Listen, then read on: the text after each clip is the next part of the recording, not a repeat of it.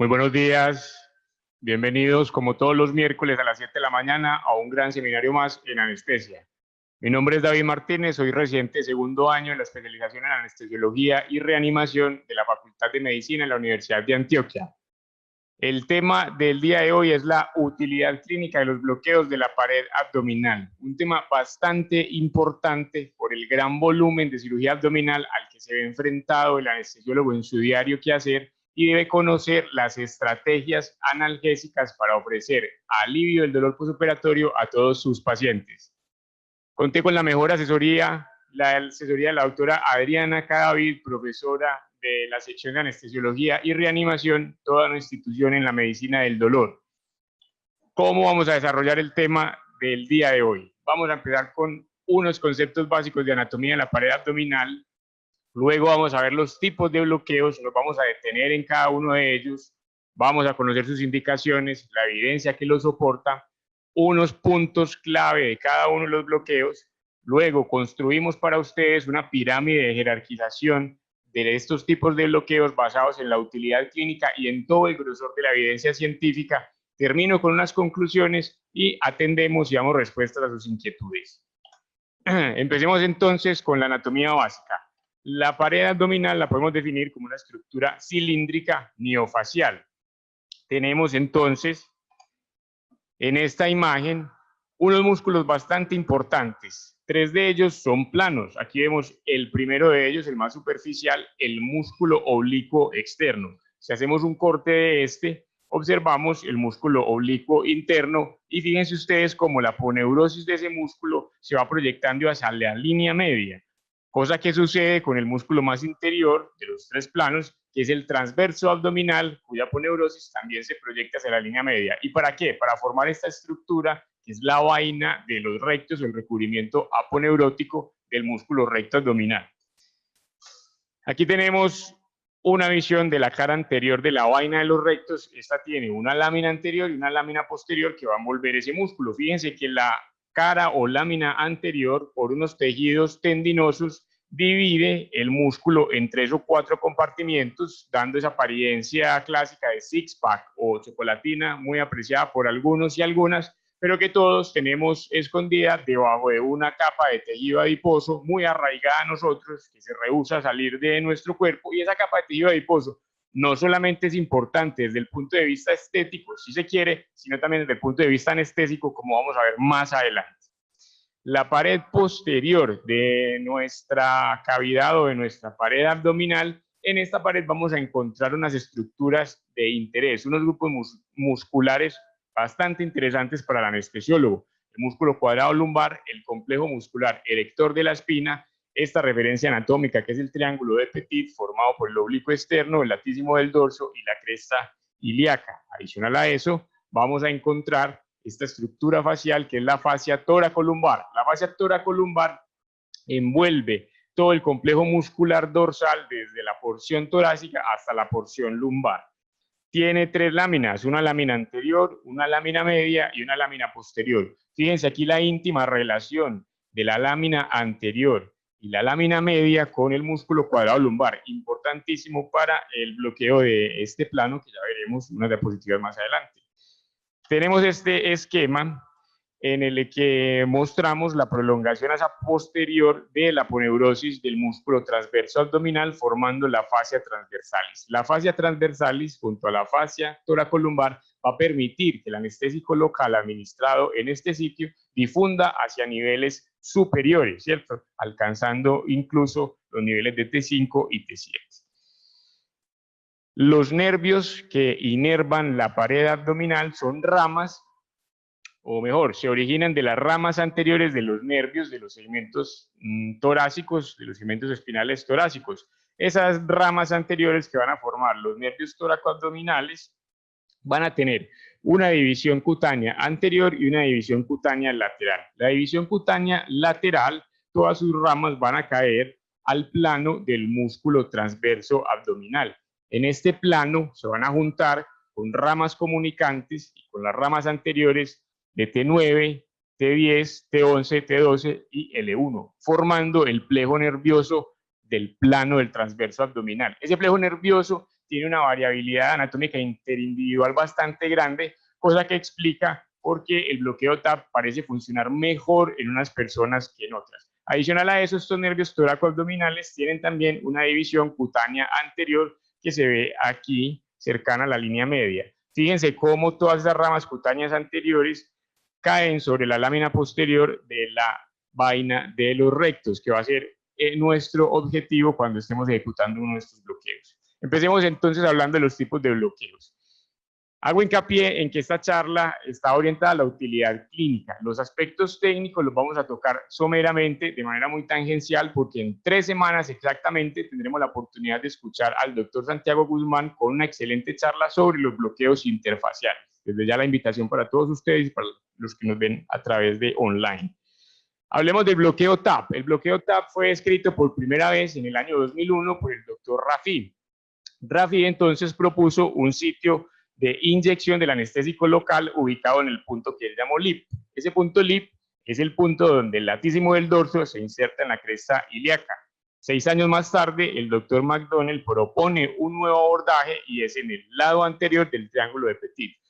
Ambos autores, con 6 años de diferencia entre sus trabajos, descubrieron o describieron mejor la distribución del anestésico local en la región anterior de la pared abdominal, en toda el área que va desde el borde costal superior hasta la línea medioaxilar. La región posterior es bañada por el anestésico local hasta el borde lateral del cuadrado lumbar. Y ambos dicen que el bloqueo de T6 y L1 es inconstante, es decir, que es variable pues, entre los individuos. En el año 2007, el grupo del Dr. Hepburn describe el abordaje ecoguiado, que es quizá el más utilizado por nosotros, y se dan cuenta que la distribución del anestésico local es muy diferente si se compara con el abordaje guiado por referencias anatómicas, de tal manera que la distribución en la pared posterior es menor con este abordaje que con el de guiado por la anatomía, pero este bloqueo tiene una distribución más constante hacia T10, T11, T12 y en menor medida en L1. Esta entonces es la imagen objetivo que vamos a buscar nosotros cuando estamos haciendo un bloqueo del transverso abdominal en el abordaje lateral.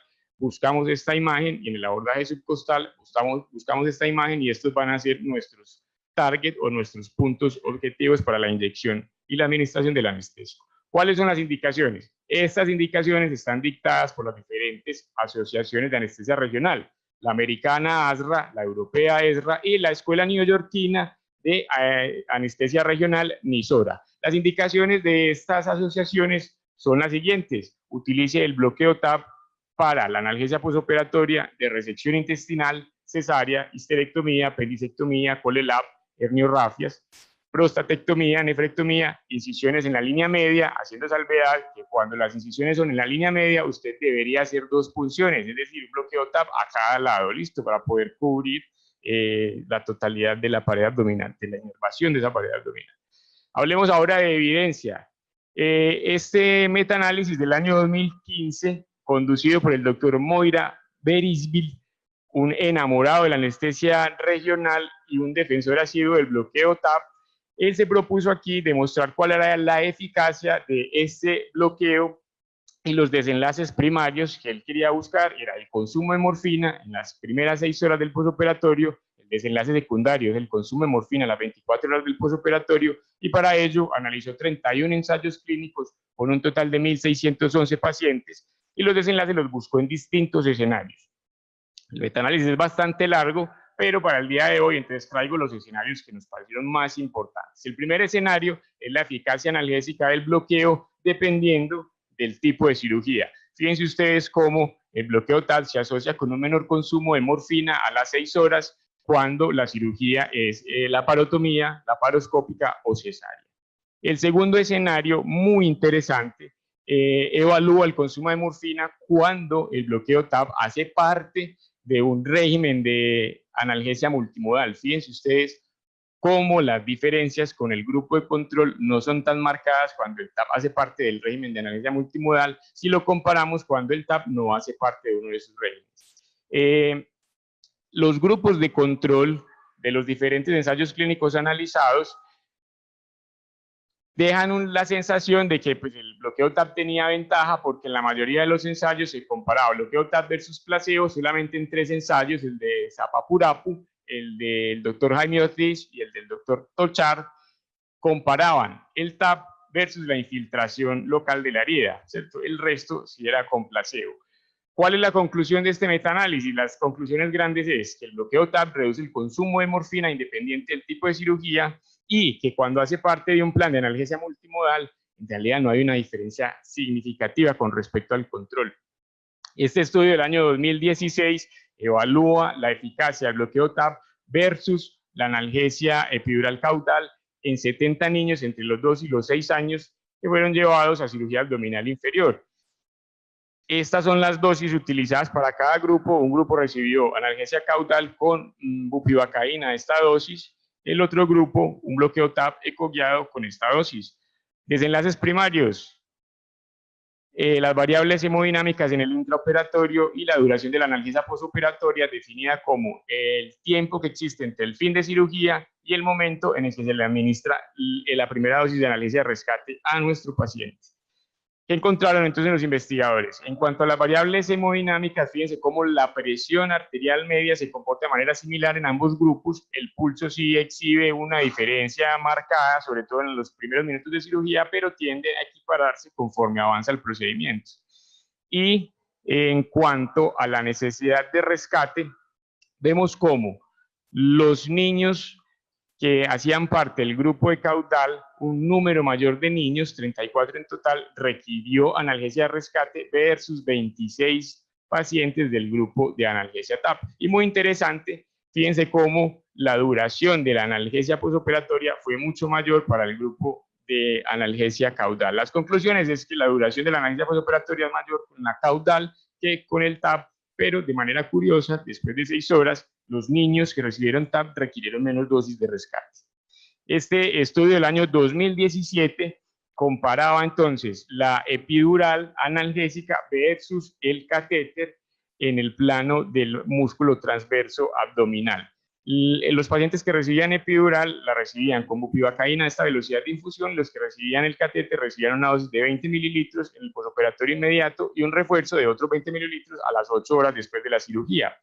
El desenlace primario era la intensidad del dolor en reposo y el consumo de analgesia de rescate definido en miligramos de tramadol. ¿Cuáles fueron los resultados? En las primeras 16 horas, la diferencia de la intensidad del dolor en los pacientes de ambos grupos fue bastante similar. Fíjense cómo hay pacientes que referían que no tenían dolor y el número de pacientes era muy parecido en ambos grupos, pero después de las 16 horas esa diferencia se hizo muy marcada y tenían mejor analgesia los pacientes del grupo epidural que los pacientes del grupo del catéter del plano transverso abdominal. En cuanto al consumo de tramadol como analgesia de rescate, este fue mayor en los pacientes del grupo del catéter en el transverso, en el plano del transverso abdominal, y las conclusiones entonces del estudio es que la analgesia es comparable con ambas técnicas de las primeras 16 horas, luego de esas 16 horas le va mejor a la epidural y que el rescate, definido pues como dosis de tramadol, fue mucho mayor o el consumo fue mayor en los pacientes que recibieron el bloqueo TAP. En el año 2015 se publica este metaanálisis de un grupo de trabajo chino en el que se evalúan 9 ensayos clínicos aleatorizados, 3 de ellos fueron desarrollados en niños, un total de 500 pacientes fueron analizados. Estos pacientes estaban o fueron llevados a cirugía abdominal, bien sea electiva o urgente, y los desenlaces primarios eran el dolor en reposo, el dolor dinámico y el consumo de morfina. ¿Cuál era la comparación? La comparación era la efectividad analgésica entre el bloqueo del transverso abdominal versus la infiltración de la herida, que es otra de las estrategias pues, que usamos para el manejo del dolor postoperatorio. ¿Cómo le fue entonces al bloqueo TAP? Fíjense que en la primera hora, esta parte, esta columna de la izquierda pues, de la gráfica, favorece o hace referencia al bloqueo TAP. Fíjense que en la primera hora el consumo de, los puntajes de dolor en reposo fueron menores con el TAP, ¿cierto? Pero esa tendencia, digamos que no se mantiene en el tiempo. Ya a las 24 horas el dolor en reposo parece ser similar en ambos grupos de intervención. Y aquí vemos el dolor en movimiento o dolor dinámico. Vemos cómo para este tipo de dolor la tendencia con el bloqueo TAP sí se mantiene hacia la mejoría. Es decir, los pacientes que reciben TAP, según este metaanálisis, tienen una intensidad de dolor dinámico mucho menor versus los pacientes que reciben infiltración de la herida. Y con respecto al consumo total de morfina, también parece ser que el bloqueo TAP disminuye el consumo de morfina como analgesia de rescate en los pacientes en el postoperatorio de cirugía abdominal. Conclusiones, entonces, el TAP proporciona una analgesia superior comparado con la técnica de infiltración de anestésico local en la herida, pero en el contexto de un régimen de analgesia multimodal. Todos los pacientes analizados habían recibido un régimen de anestesia multimodal con acetaminofén, un AINE y un opioide.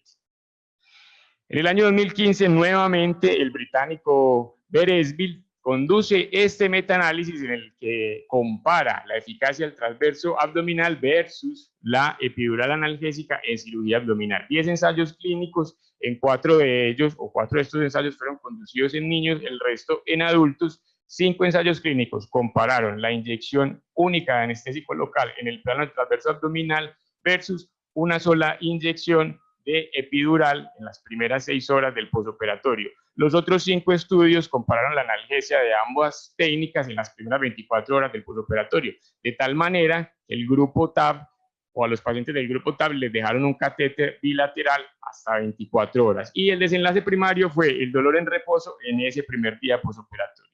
¿Cómo le fue entonces al bloqueo TAB? En niños, fíjense cómo no hay una diferencia marcada en cuanto a la intensidad del dolor en reposo, aunque parece ser que se ven favorecidos o que se ve favorecida la técnica epidural, es decir, parece ser que es mejor la técnica epidural para el manejo del dolor en reposo en niños. En adultos, los resultados, si bien pueden ser similares, no son tan concluyentes como en el primer grupo. La conclusión entonces es que el TAP y la epidural podrían proporcionar analgesia similar en el primer día postoperatorio, pero ellos dicen que este metaanálisis hay que tomarlo como un nivel de evidencia moderado y que tenga en cuenta que la epidural, como todos sabemos, se asocia a mayores eventos de hipotensión y a mayor estancia intrahospitalaria. Hasta acá, entonces, podemos destacar los siguientes puntos claves del bloqueo del músculo o del plano del músculo transverso abdominal. Es un bloqueo que es eficaz en el postoperatorio de cirugía abdominal, pero que sus beneficios están limitados en el tiempo con un promedio de 210 minutos, que cuando hace parte de un régimen de analgesia multimodal se ve potenciado su efecto analgésico, podría ser una alternativa a la epidural. Si usted no le puede poner epidural a su paciente, puede utilizar un TAP, pero tenga en cuenta que la analgesia no es significativamente superior y obviamente van a evitar, cuando ponen un TAP en lugar de la epidural, los episodios de hipotensión y la estancia en el hospital va a ser menor. El bloqueo ilinguinal e hilo hipogástrico también tiene 2 abordajes para su realización, un abordaje anatómico en el que tomamos como referencia la espina ilíaca anterior superior y tomamos unas medidas predeterminadas para administrar el anestésico local. Y el otro abordaje es guiado por ecografía, en el que nosotros ubicamos nuestro transductor por delante de la espina ilíaca anterior superior, como se ve en esta imagen, o posterior a la espina ilíaca anterior superior. Dependiendo de si el transductor va por delante o por detrás, vamos a buscar estas imágenes objetivo. ¿Listo? Este estudio es bastante interesante, el año 2014, desarrollado en la Universidad de Génova por el grupo de trabajo del doctor Tagliafico. Este estudio tiene 2 partes. La primera parte es la más interesante porque es un estudio, o bueno, esa primera parte es un modelo cadavérico y lo que hicieron los investigadores es que a los cadáveres, 18 en total, les administraron el bloqueo linguinal e hilo hipogástrico de manera anatómica y luego confirmaron la distribución del anestésico local con ultrasonografía de alta resolución.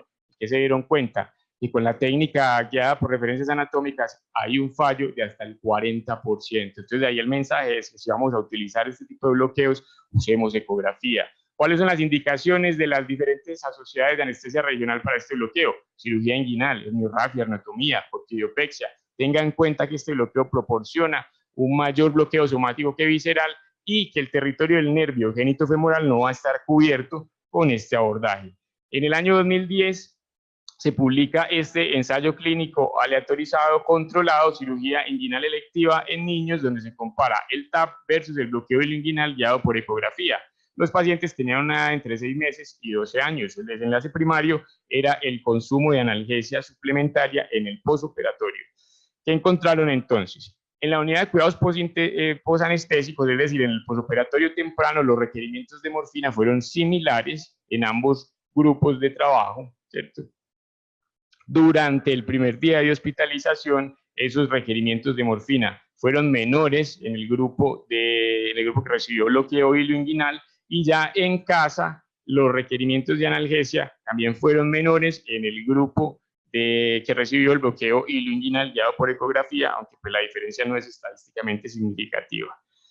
En los niños que eran capaces o que podían calificar la intensidad de su dolor en una escala numérica, los autores hicieron un análisis por ese subgrupo y se dieron cuenta que los pacientes que recibieron TAP calificaron el dolor postoperatorio como de mayor intensidad comparado con los que recibieron el bloqueo ileoinguinal. La conclusión de este estudio es que el TAP se asocia a mayores necesidades de analgesia de rescate y que parece ser que el dolor postoperatorio es más intenso en los niños que reciben TAP. En el año 2012 tenemos este estudio ya en adultos que fueron programados para herniorrafia inguinal, 60 pacientes en total. Un grupo recibe bloqueo ileoinguinal y iliohipogástrico guiado por ecografía, el otro grupo recibe solución salina como placebo. Ambos grupos de pacientes recibían analgesia en un régimen de analgesia multimodal con acetaminofén, UNAINE y PCA de opioide. El desenlace primario era el dolor dinámico en la unidad de cuidados posanestésicos. ¿Qué encontraron estos investigadores? Fíjense aquí cómo el número de pacientes que clasificaba el dolor dinámico en la unidad de cuidados posanestésicos, el número de pacientes cuyo dolor superaba los 5 puntos fue mayor en el grupo de placebo comparado con los pacientes que recibieron el bloqueo. Lo mismo ocurrió con el dolor en reposo. Los pacientes que no recibieron bloqueo, mejor, hubo un mayor número de pacientes que calificó su dolor por encima de 3, comparado con los pacientes que sí recibieron bloqueo. En cuanto a las demandas de opioides por PCA, fueron mucho menores esas demandas en el grupo de pacientes que recibía bloqueos comparado con el grupo de pacientes a los que se les administró solución salina. Conclusión, el dolor en reposo y dinámico es mucho menor en los pacientes que reciben bloqueo, es decir, que también es un componente bastante importante en las estrategias de analgesia multimodal, este bloqueo ileoinguinal e iliohipogástrico. Año 2016 nos encontramos con este estudio también muy interesante en niños entre los 5 meses y los 12 años programados para cirugía inguinoescrotal. Aquí se evaluaron 3 intervenciones: el bloqueo ileoinguinal y iliohipogástrico, la analgesia caudal y la infiltración de la herida. Listo, vamos a ver los resultados. Aquí están nuestros 3 grupos. Los requerimientos de analgesia en el posoperatorio fueron mayores en los pacientes que recibieron infiltración de la herida. Los pacientes que recibieron bloqueo ileoinguinal e iliohipogástrico no tuvieron ningún evento de náusea y vómito en el posoperatorio en la unidad de cuidados posanestésicos.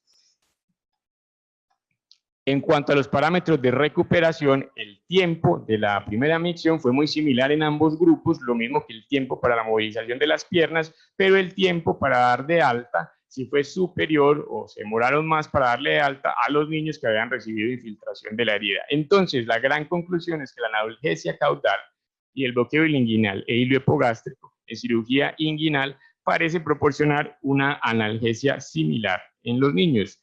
Puntos claves hasta ahora de este tipo de bloqueo.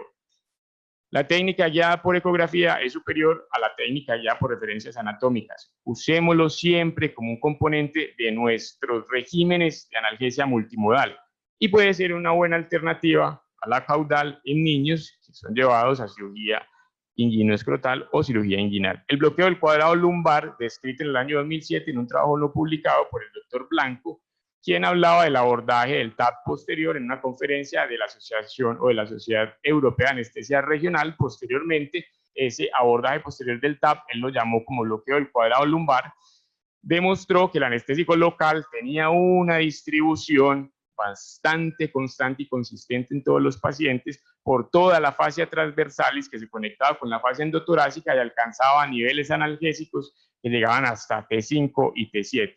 Y también decía Este bloqueo es útil, parece ser útil en cirugía abdominal, pero tengan cuidado porque al administrar este bloqueo para ese tipo de cirugías se puede bloquear parte del plejo lumbar y el paciente puede quedar con una debilidad transitoria del cuádriceps. Entonces, para tenerlo en cuenta. ¿Cuál es el sustrato anatómico de este bloqueo? Esta gráfica es bastante ilustrativa. Fíjense ustedes, aquí está nuestro cuadrado lumbar en íntima relación con el polo renal, el músculo psoas y el complejo muscular erector de la espina. Con respecto a las estructuras faciales, fíjense cómo la fascia transversalis, que viene siendo la prolongación de la aponeurosis del músculo transverso abdominal, tiene íntima relación con nuestro músculo cuadrado abdominal, con la lámina anterior de la fascia toracolumbar. Aquí tenemos la lámina media de la fascia toracolumbar y la lámina posterior. Entendido esto, podemos entonces pasar a hablar de los tres abordajes más utilizados del cuadrado lumbar, ¿cierto? El cuadrado lumbar 1, el cuadrado lumbar 2, descritos por el doctor Blanco. El cuadrado lumbar 1, nuestro punto objetivo, el punto donde vamos a inyectar el anestésico local, está aquí exactamente en la unión de la fascia transversalis con la lámina anterior de la fascia toracolumbar, es decir, entre el cuadrado lumbar y el transverso abdominal. El segundo abordaje, vamos a utilizar o vamos a llevar nuestra aguja hasta la lámina media de la fascia toracolumbar en la cara posterior del cuadrado abdominal. Y el doctor Volgrum en el año 2013 describió un tercer abordaje, él lo llama el abordaje transmuscular, con la aguja atraviesa el músculo cuadrado lumbar para administrar el anestésico local en toda la lámina anterior de la fascia toracolumbar en la vecindad entre el cuadrado lumbar y el psoas. Esos son los tres abordajes más utilizados. Hay uno adicional del que no vamos a hablar en este momento. ¿Cuáles son las indicaciones de esas sociedades de anestesia regional? Ellos dicen, mire, si la cirugía es por debajo del ombligo, váyase tranquilo con un cuadrado lumbar 1. Pero si la cirugía está por encima del ombligo, utilice un cuadrado lumbar 2. ¿Y qué tipo de cirugías o en qué tipo de cirugías recomiendan el uso de este bloqueo? En la laparotomía exploratoria, resecciones intestinales, apendicectomías y colecistectomías, bien sean abiertas o laparoscópicas, cirugía ginecológica, cirugía urológica y cirugía plástica abdominal. Tenemos entonces este ensayo clínico, 50 pacientes, un ensayo aleatorizado conducido por un grupo de trabajo turco, pacientes que fueron llevados a herniorrafia inguinal y orquidiopexia, y se comparó el bloqueo del cuadrado lumbar con su segundo abordaje versus el bloqueo TAP. El grupo de pacientes es pediátrico, este es un estudio pues, realizado en niños, y el desenlace primario era la intensidad del dolor medida con la escala FLAC, que ya les voy a mostrar cuál es esa escala. Esta es la escala FLAC, es un acrónimo en el que vamos a evaluar la cara o la expresión facial, las piernas, la actividad, el llanto y la capacidad o la posibilidad de consolar o no al niño. Vamos a dar un puntaje a cada uno de esos aspectos y entre mayor sea el puntaje, quiere decir que el niño tiene más dolor. ¿Qué encontraron los investigadores? Que los puntajes, la mediana de los puntajes FLAC fue bastante similar al principio en ambos grupos de trabajo, pero conforme pasaba el tiempo se alcanzaron puntajes en la escala FLAC menores con el bloqueo del cuadrado lumbar. Y fíjense aquí cómo los niños que recibieron TAP requirieron analgesia de rescate más temprano que los niños que recibieron el bloqueo del cuadrado lumbar. Y además hubo un mayor número de pacientes que requirió analgesia de rescate en el grupo del cuadrado, en el grupo del bloqueo TAP. Entonces la conclusión es que el cuadrado lumbar se asocia a un dolor de intensidad más baja según la escala FLAC y menor necesidad de rescate. Año 2016, ensayo clínico, 76 pacientes conducido por el doctor Blanco, quien describió por primera vez este bloqueo, pacientes de 37 semanas programados para cesárea, y comparó la analgesia postoperatoria que proporcionaba el bloqueo del cuadrado lumbar en su primer abordaje versus el TAP, ambos con bupivacaína a esta concentración.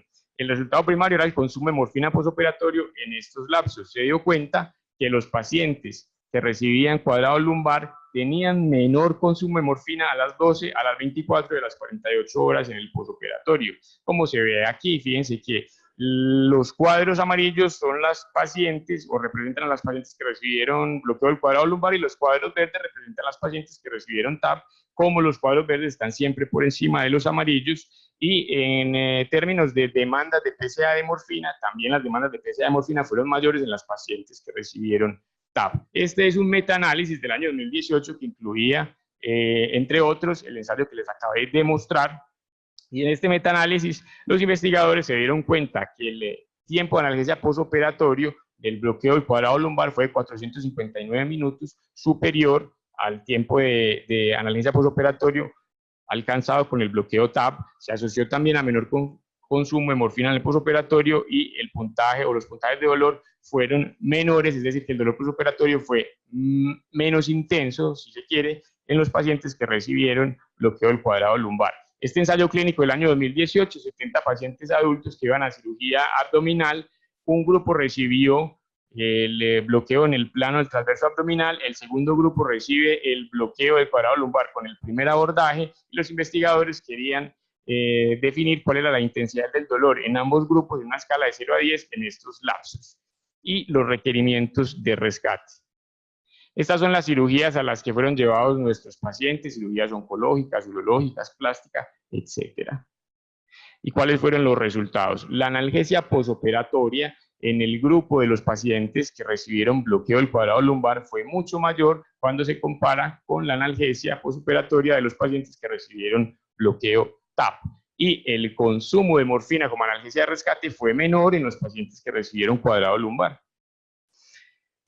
Este ensayo clínico bastante interesante porque entonces ya involucra uno de los nuevos bloqueos que es el erector de la espina. Aquí lo van a comparar, erector de la espina versus cuadrado lumbar para pacientes pediátricos que son llevados a cirugía abdominal inferior. 60 pacientes en total entre 1 y 7 años. Como les decía, habían para cirugía abdominal, un grupo recibe bloqueo ESP o del grupo muscular erector de la espina a nivel de L1 y el otro grupo recibe el bloqueo del cuadrado lumbar en su tercer abordaje. Los desenlaces, la intensidad del dolor, clasificada con la escala FLAC que ya les mostré en estos lapsos, en la primera, en la tercera, en la sexta hora en la unidad de cuidados anestésicos y en las 24 horas, ya cuando los pacientes estaban en casa. ¿Qué encontraron ellos? Que con ambos bloqueos se alcanzaba un puntaje de 0 en la escala FLAC durante las primeras 6 horas posoperatorias, es decir, analgesia equiparable. Y en la casa, 6 pacientes de los 29 que recibieron cuadrado lumbar requirieron analgesia de rescate versus 5 de los 28 que recibieron ESP. La analgesia también es comparable en casa, es decir, después de las primeras 24 horas en el posoperatorio. A esta pregunta, entonces, ¿cuál de los dos usar? ¿Usamos ESP o cuadrado lumbar? El grupo de investigadores dice, use el que usted o con el que usted se sienta más cómodo y con el que mayor experiencia tenga. A esta pregunta, ¿cuál será mejor? ¿Cuadrado lumbar o epidural? Lastimosamente no encontramos evidencia que abordaran esta pregunta, pero sí, con gran expectativa vamos a esperar el resultado de estos 3 estudios programados para salir a la luz en este año, donde van a comparar el cuadrado lumbar versus la epidural para cirugías renales. Esta es una revisión muy interesante que hace el doctor Ackerman, y él dice, entonces, ¿será que ingresamos el bloqueo del cuadrado lumbar a nuestros protocolos ERAS? Luego de revisar o hacer una revisión narrativa, él dice, mire, el bloqueo es sencillo de hacer, la analgesia es duradera, sirve mucho en los regímenes de analgesia multimodal, no hay complicaciones mayores publicadas, tiene todo el terreno abonado para ganarse un papel protagónico dentro del protocolo ERAS. ¿Listo? O sea que también esperamos que próximamente en una actualización de estos protocolos ingrese el bloqueo del cuadrado lumbar. Puntos claves de este bloqueo: es eficaz en cirugía de abdomen y en cesárea. La analgesia es comparable al bloqueo ESP. Parece ser superior la analgesia que proporciona este bloqueo cuando lo comparamos con el TAP, y aún no tenemos comparaciones con la epidural. El bloqueo de las vainas de los rectos también tiene 2 formas de hacerse, guiado por anatomía y guiado por ecografía. Por anatomía vamos a ubicar el ombligo y la línea semilunar, insertamos la aguja, hacemos un movimiento de vaivén para llegar hacia la lámina posterior de la vaina de los rectos, que es donde van a estar todas las ramas anterocutáneas de las que les hablé en las primeras diapositivas. Y el abordaje ultrasonográfico, ponemos nuestro transductor por encima del ombligo, buscamos el músculo y buscamos la lámina posterior y vamos a inyectar nuestro anestésico local ahí. ¿Cuáles son las indicaciones? Incisiones en línea media o paramediales, cirugía de arniorrafia umbilical, procedimientos ginecológicos y procedimientos con un abordaje por laparotomía. ¿Cuál es mejor? guiado por referencias anatómicas o guiado por ultrasonografía. Esa es la pregunta que desarrolló el grupo de trabajo del doctor Dolan en el año 2009 y que encontró él, que las punciones exitosas, o mejor dicho, hubo un éxito del 88%, casi 89%, cuando el bloqueo se hacía por ecografía o guiado por ecografía versus un 44% cuando se hacía guiado por referencias anatómicas. Entonces, la recomendación es utilicemos las guías o la ultrasonografía para guiar este bloqueo. Y aquí muy importante, vamos a explicar esta gráfica en términos muy sencillos. El color negro hace referencia al número de bloqueos que quedaron en el tejido adiposo. El color gris hace referencia al número de bloqueos que quedaron superficial al músculo y el color blanco hace referencia al número de bloqueos que quedaron en la lámina posterior de la vaina de los rectos. Fíjense cómo el bloqueo queda en el tejido adiposo con más frecuencia dependiendo de si tenemos un índice de masa corporal mayor o menor. Es decir, que esa capa de tejido adiposo de la que hablamos al principio es importante desde el punto de vista anestésico porque cuando hacemos este bloqueo guiados por ecografía tendemos a dejar al anestésico local en la grasa. Este ensayo clínico entonces comparaba la utilidad del bloqueo de la vaina de los rectos con la infiltración de la herida en niños. El dolor fue clasificado con otra escala, ya no con la FLAC, sino con la escala FACES, que es esta es una escala que fue propuesta por la doctora Vieri en 1991. El niño escoge la cara dependiendo de cómo se está sintiendo, dependiendo del dolor que está sintiendo, y fíjense que los resultados son muy similares. Los pacientes que recibieron infiltración de la herida tenían o calificaban su dolor con un solo punto en la escala FACES versus 0 puntos en el grupo de los que recibieron bloqueo de la vaina de los rectos. Y en casa también fue similar la calificación del dolor en ambos grupos. Si uno toma el porcentaje o el número de pacientes sin dolor, los investigadores se dieron cuenta que habían más pacientes sin dolor en el grupo de los que recibieron bloqueo de la vaina de los rectos comparados con los que recibieron infiltración de la herida. Esta es una hipótesis bastante temeraria, la que quería demostrar el doctor Tudor, que si el bloqueo continuo de la vaina de los rectos proporciona una analgesia similar a la epidural en los pacientes que iban a cirugía colorectal. Este no es un ensayo clínico controlado, es un estudio observacional, 95 pacientes, 73 pacientes recibieron catéter bilateral en la vaina de los rectos versus 22 que recibieron epidural. Todos los pacientes recibieron un régimen de analgesia multimodal con acetaminofén, tramadol y morfina. ¿Qué encontraron ellos?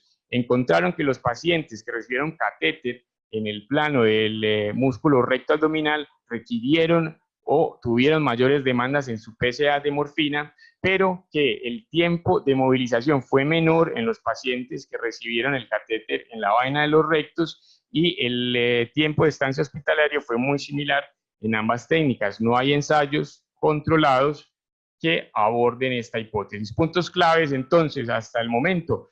El bloqueo de la vaina de los rectos proporciona una analgesia superior a la infiltración local de la herida, tiene mayor distribución con la técnica guiada por ecografía, podría ser una alternativa a la epidural, pero necesitamos más ensayos clínicos controlados. Del ISP tenemos solamente series de casos de la efectividad del ISP en cirugía abdominal. Esta serie de casos fue publicada en el 2017 por Kim Jin Chin y el doctor Forero, que estuvieron partícipes en la primera descripción de este bloqueo. 4 pacientes que iban para herniorrafia ventral por laparoscopia, muy buena analgesia, una intensidad del dolor de 3.5 en las primeras 24 horas postoperatorias, un consumo aceptable de morfina de 18 gramos y miligramos, perdón, y ellos describieron una distribución que alcanzaba los niveles de L2 y L3. Parece ser que proporciona una buena analgesia del ISP en cirugía abdominal. Esta es otra serie de casos publicada en el año 2018. Se les hizo o se les ejecutó bloqueo ISP a los 3 pacientes a nivel de T7, uno iba para Colelab, así calificó su dolor en el postoperatorio, dolor en reposo de 1 a 10, dolor dinámico de 3 a 10 en las primeras 6 horas. El segundo paciente le hicieron CEPRE más Colelab, mismos puntajes de dolor en los mismos intervalos de tiempo. El tercer paciente, herniorrafia inguinal laparoscópica, mismos puntajes de dolor. Entonces, parece que sí, que el bloqueo ISP proporciona una buena analgesia para la cirugía abdominal, una buena analgesia postoperatoria. Y está este último reporte de casos bastante interesante, un paciente de 55 años llevaba cistoprostatectomía más reconstrucción vesical, no le pusieron epidural, pero sí dejaron 2 catéteres o un catéter a cada lado del nivel T8, de esta manera, aquí como se ve en la gráfica. Y los investigadores quisieron entonces buscar o evaluar cuál era la distribución anestésica del bloqueo y se dieron cuenta que alcanzaban la distribución con una pérdida de la sensibilidad al frío entre T5 y L2. Y miren ustedes cómo los puntajes de dolor dinámico y en reposo en el postoperatorio fueron bastante bajos, y en el día quinto esos puntajes se mantenían muy bajitos. Entonces toma más fuerza la hipótesis de que este ESP es útil para analgesia postoperatoria de cirugía abdominal. Puntos claves del ESP: cuando se administra en el nivel de T7 y T8 da una adecuada analgesia para cirugía abdominal. Necesitamos más ensayos clínicos aleatorizados que lo comparen con las otras técnicas, y se puede utilizar bien sea en inyección única o en catéter para infusión continua. Esta es la pirámide de jerarquización que hablamos al inicio, construida dependiendo del grueso de la evidencia que soporta el uso de cada uno de los bloqueos. Hay más evidencia para el TAP, aunque no hay tanta evidencia con el cuadrado lumbar. De la poca que disponemos demuestra que la analgesia es bastante poderosa, es un bloqueo bastante eficaz. Podemos poner de tercer lugar el bloqueo linguinal y el hipogástrico, el bloqueo de la vaina de los rectos, porque tiene unas indicaciones, digamos, un poco más reducidas. Y por último, el ESP, que esperamos que en los próximos años se desarrollen ensayos clínicos controlados para evaluar su eficacia. Conclusiones que se nos escapan de los puntos claves: siempre utilicemos este tipo de bloqueos en regímenes de analgesia multimodal para potenciar el efecto analgésico de estos regímenes. El bloqueo TAP continuo parece ser una buena alternativa a la epidural cuando los pacientes van a cirugía con incisión en línea media. Vamos a necesitar múltiples punciones con estos bloqueos, que también hay que tener en cuenta si vale la pena entonces puncionar varias veces a nuestros pacientes o hacer una punción única con una epidural.